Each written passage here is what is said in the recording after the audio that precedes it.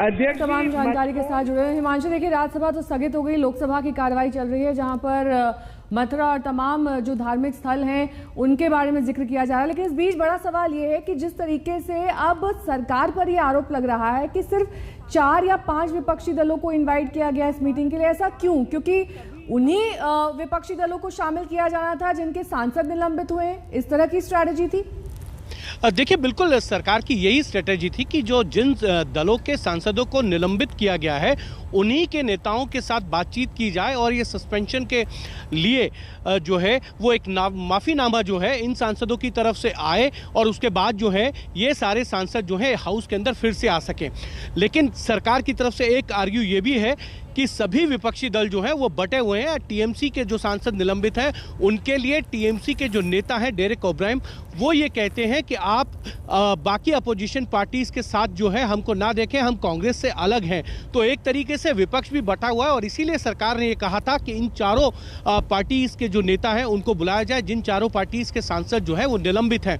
लेकिन विपक्ष इस बात को लेकर अड़ गया कि देखिए सभी पॉलिटिकल पार्टीज को एक साथ बुलाया जाए और उसके बाद जो है सस्पेंशन की प्रक्रिया को शुरू किया जाए।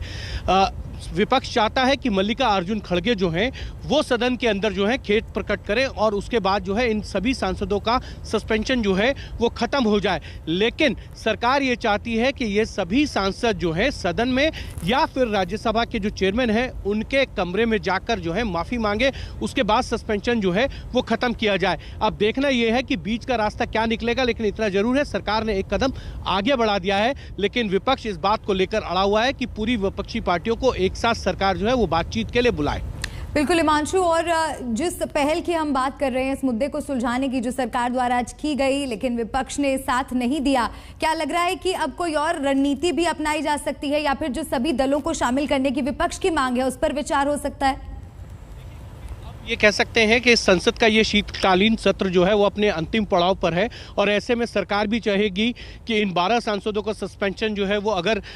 ख़त्म भी करना पड़े तो करने के लिए सरकार की तरफ से एक कदम बढ़ाया गया है। आज देखते हैं कि विपक्ष के अन्य दलों के साथ क्या सरकार की रणनीति रहती है, किस तरीके से बातचीत की जाती है, क्योंकि सरकार की तरफ से अगर नया प्रपोजल भेजा जाएगा तो उसमें जाहिर तौर पर बात है कि विपक्ष की जो अन्य पार्टियां हैं उनको भी बुलाया जा सकता है। लेकिन माफ़ी को लेकर क्या सभी सांसद इस बात को तैयार होंगे कि वो सदन के अंदर माफ़ी मांगेंगे या राज्यसभा चेयरमैन के रूम में? लेकिन विपक्ष की एक मांग यही है जो मैंने पहले भी कहा कि सदन में विपक्ष के नेता मल्लिकार्जुन खड़गे जो हैं वो खेद प्रकट करना चाहते हैं, वो नहीं चाहते हैं कि बाकी 12 सांसद जो हैं वो माफ़ी मांगे। तो इस पर सरकार और विपक्ष क्या नया रास्ता निकालता है वो देखने वाली बात है। लेकिन इतना ज़रूर है कि सरकार भी अब चाहती है कि इन 12 सांसदों का जो है निलंबन वो खत्म किया जाए, क्योंकि सरकार की तरफ से एक पहल तो कर दी गई है। अब देखना यह है कि विपक्ष और सरकार आगे क्या रास्ता निकालते हैं इन 12 सांसदों के निलंबन को लेकर।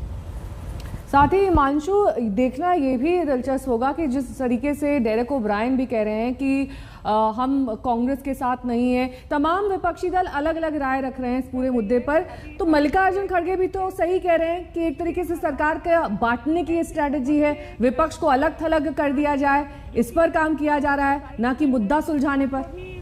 देखिए, बिल्कुल सरकार की स्ट्रैटेजी इसलिए है क्योंकि विपक्ष की तरफ से ये टीएमसी की तरफ से कहा गया कि देखिए मल्लिकार्जुन खड़गे जो हैं वो विपक्ष के नेता हैं, लेकिन हम उनको विपक्ष का नेता नहीं मानते हैं। हमारे संसदीय दल के नेता जो हैं वो डेरेक ओब्रायन है, वो अपनी तरफ से बात को रखेंगे। हमको पूरे विपक्ष के साथ एकजोड़ कर नहीं देखना चाहिए और यही कारण है कि सरकार ने इसीलिए इन चारों पार्टीज के नेताओं को बुलाया था, जिन चारों पार्टीज के सांसदों को बर्खास्त किया गया था कि उनसे बात की जाए। पूरे विपक्ष को इसलिए नहीं बुलाया क्योंकि विपक्ष में एकता नहीं है और विपक्ष के अंदर कई अलग अलग तरीके की आवाजें जो हैं वो समय समय पर सुनाई देती हैं इन 12 सांसदों के निलंबन को लेकर, और इसी का फायदा जो है वो सरकार भी उठाना चाहती है कि बटे हुए विपक्ष को और ज्यादा जो है वो डिवाइड दिखाया जा सके।